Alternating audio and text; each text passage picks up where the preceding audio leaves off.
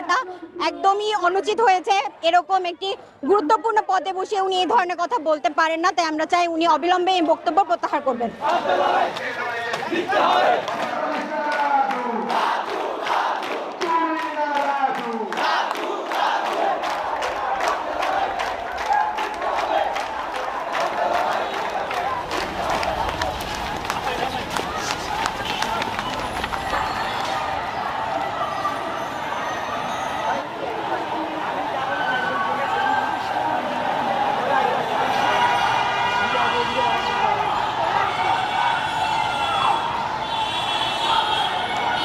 আমরা খুব দাঁত ভাঙ্গা জবাব দিয়ে বলতে চাই যে এই ঘটনা যদি পুনরাবৃত্তি ঘটে, আজকে 5 মিনিটে আমরা বের করে দিচ্ছি, আর প্রতিদিন কিন্তু ঘর থেকে আমরা ধরে নিয়ে আসবো। আমরা এটা সাবধান। ছাত্রলীগের নেতা কর্মী ধৈর্যের পরিচয় দিয়েছে। ভাবির হলগুলোতে যে ছাত্রলীগের নেতা কর্মী আছে, আমরা ফু দিলে 5 মিনিটে টিকতে পারবো। আমরা ফু দিলে 5 মিনিটে ক্যাম্পাসে দাঁড়ানোর কারো সামর্থ্য নাই।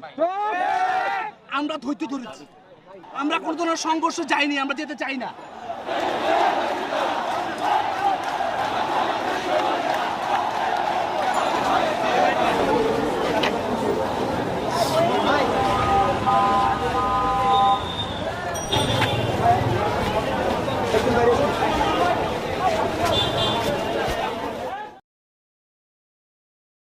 এই ছাত্রলীগ নিষিদ্ধ করেন। যারা আমার মায়ের বুক খালি করবে, তারা এদেশের শিক্ষাঙ্গনগুলোকে কসাইখানায় পরিণত করবে। আমার মায়ের সন্তানেরা পড়তে গিয়ে লাশ হয়ে মায়ের করে ফিরে আসবে। এমন ছাত্র রাজনীতি আমরা দেখতে চাই না। সংগ্রামী সাথী ও বন্ধুগণ, জানি এই কথাগুলো হজম করা বড় কঠিন আপনাদের জন্য। জানি এই কথাগুলো বলবার দায়ে আমাদেরকে অভিযোগের কাঠগড়ায় দাঁড়িয়ে যেতে হবে। কিন্তু একবার চিন্তা করুন সেই সন্তান হারা মায়ের কথা। একবার চিন্তা করুন যারা এভাবে টর্চার সেল তৈরি করেছে। বুয়েটের মধ্যে টর্চার সেল তৈরি হয়, সেই টর্চার সেলে ছাত্ররা ছাত্রদেরকে ধরে এনে পেটায়। এর চেয়ে বড় জাহিলিয়াত আর কি হতে পারে? Abu Jahl, Abu Lahab, Utba, সাইবারা টর্চার সেল তৈরি করেনি, ওরা প্রকাশ্যে পেটাতো। আর আজ স্বাধীন বাংলার মানবিক এই বাংলায় এই সকল দৃশ্য আমাদেরকে বুয়েটে দেখতে হয়, যেখানে মেধার বিকাশ ঘটে। দেশের সেরা মেধাবীরা যে শিক্ষা প্রতিষ্ঠানে পড়ে, সেখানকার অবস্থা যদি এই হয়, তাহলে ঢাকা বিশ্ববিদ্যালয়, জাহাঙ্গীরনগর, তারপরে চট্টগ্রাম, রাজশাহী, খুলনা সহ সারা দেশের বিশ্ববিদ্যালয়গুলোর অবস্থা আরো কতটা ভয়াবহ, এখান থেকে তার কিঞ্চিত পরিমাণ অনুমান থেকে এই দাবি উঠেছে সমস্ত শিক্ষাঙ্গন, স্কুল, কলেজ, ভার্সিটি, আলিয়া মাদ্রাসা, কওমি মাদ্রাসা, সমস্ত শিক্ষা প্রতিষ্ঠান ছাত্র রাজনীতি থেকে মুক্ত করবার এক দুর্বার আওয়াজ এ জাতির মানুষের কণ্ঠে কণ্ঠে উচ্চারিত হচ্ছে। আমিও সেই সুরে সুর মিলিয়েছি। আমিও বলেছি, হ্যাঁ, আমিও বলেছি শিক্ষাঙ্গনে ছাত্র রাজনীতি নিষিদ্ধই হওয়া দরকার।